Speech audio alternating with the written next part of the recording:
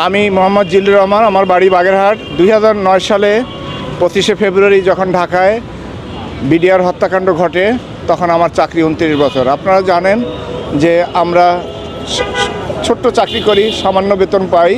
আমাদের একটা আশা থাকে যে শেষ জীবনে একটা বড় পেনশন পাবো, তাই নিয়ে ছেলে মেয়ে নিয়ে সংসার নিয়ে শেষ জীবনে একটু ভালো থাকবো। 29 বছর পরে আজকে 15 বছর কি জীবনযাপন করতেছি আপনারা অনুভব করতে পারতেছেন। আমরা আজকে একটা দাবি নিয়ে আসছি যে আমাদের 18,500 বিডিআরদেরকে চাকরিচ্যুত করা হয়েছে, বিভিন্ন মেয়াদের শাস্তি দেওয়া হয়েছে। আজও পর্যন্ত বহুত বিডিআরের সদস্য কারাগারে বন্দী আছে, তাদের সবাইকে মুক্তি দিয়ে চাকরিতে পুনর্বহাল করা হোক। 25শে ফেব্রুয়ারি যে ঘটনাটি ঘটেছে সেই ব্যাপারে আপনাদের কাছে আমি একটু তথ্য দিতে চাই যে আপনারা জানেন 250 বছরের বিডিআরের ইতিহাস ঐতিহ্য এই বাংলাদেশের সমস্ত মানুষের হৃদয়ে আছে। যেমন সশস্ত্র বাহিনী, এই দেশপ্রেমিক বাহিনী, বিডিআর ছিল এরকম দেশপ্রেমিক বাহিনী এবং অকুতোভয় একটি বাহিনী।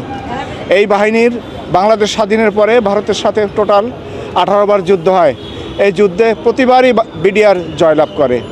আপনারা বড়াইবাড়ি এবং পাদুয়ার যুদ্ধের কথা আপনাদের ইতিহাস মনে আছে।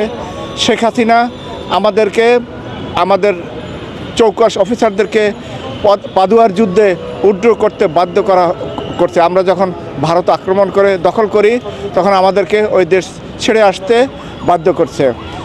এরপরে পাদুয়ার যুদ্ধে আপনারা জানেন যে 250 মতো কমান্ডো ফোর্স তাদেরকে বাংলার মাটিতে রেখে, লাশ রেখে বাকি সৈনিকদেরকে পলায়ন করতে হয়েছে।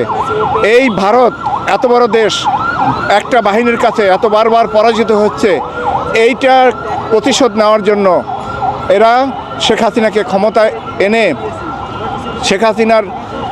শেখ হাসিনা যেহেতু ভারতপন্থী, ভারতের সাথে তাদের দালালি করার একটা আজীবন তাদের অভ্যাস, তারা তখন এই শেখ হাসিনাকে ব্যবহার করে তখন এই পাদুয়ার যুদ্ধের এবং বড়াইবাড়ির যুদ্ধের প্রতিশোধ হিসেবে 2009 সালের 25শে ফেব্রুয়ারি এই বিডিআর হত্যাকাণ্ড ঘটিয়েছে।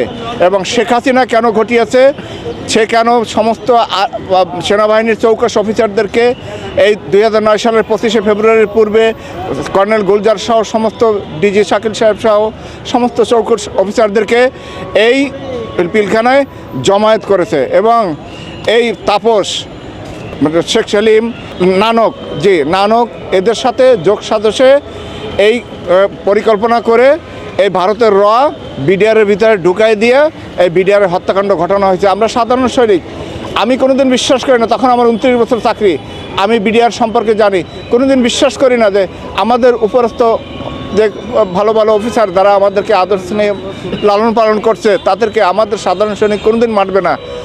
এর প্রমাণ আপনারা জানেন 25 ফেব্রুয়ারি সমস্ত প্রিন্ট ইলেকট্রনিক মিডিয়াতে এই তথ্যগুলো আছে।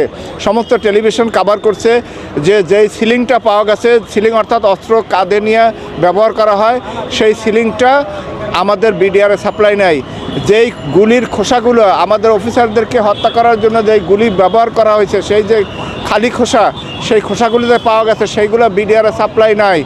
এসকালারের একটি গাড়ি কালো গ্লাস দিয়ে ঢাকা, সেটা 5 নম্বর গেট দিয়ে হত্যাকাণ্ডের পরপরই কিছু মানুষদেরকে ওর ভেতরে লোড করে নিয়ে বের হয়ে গেছে। এরপর আপনারা জানেন যে একটি বিমান 2 ঘন্টা ডিলে করে তারপর সেই বিমান উড্ডয়ন করে ভারতে ল্যান্ড করছে।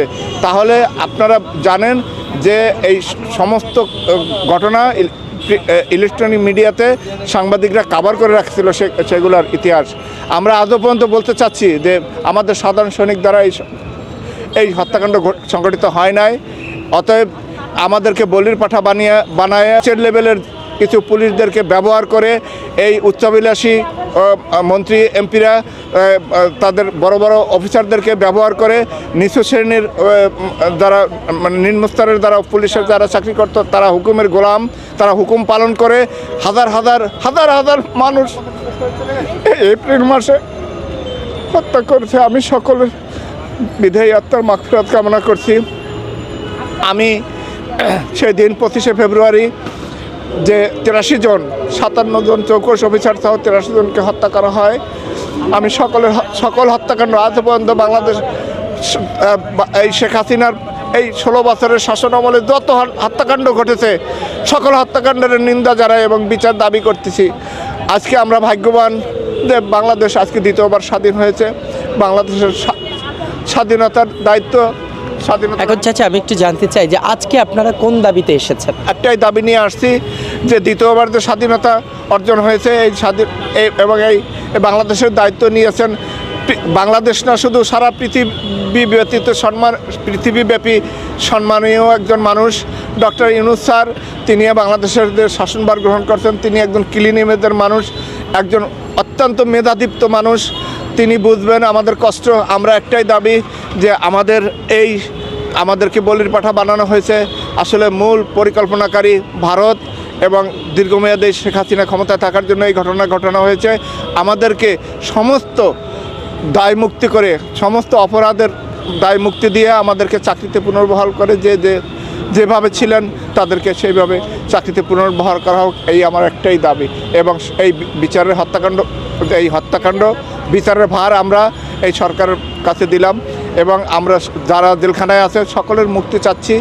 আজকে একটা মানুষের যদি যাবজ্জীবন হয় সে 12 বছর কারাগারে থাকে, কিন্তু বহু মানুষ আজকে 15 বছর ধরে জেলখানায় বন্দি, তাদের ফ্যামিলি অনেক মারা গেছে। আমি বলছি সকল মৃত্যুদের সকলের সুযোগ সুবিধা দিয়ে চাকরিতে পুনর্বহাল করে এবং যারা মৃত্যুবরণ করছে তাদেরকে সুযোগ সুবিধা দেওয়া হোক, এই একটাই দাবি আমি করতেছি। আমাদের এই 18 কোটি জনগণের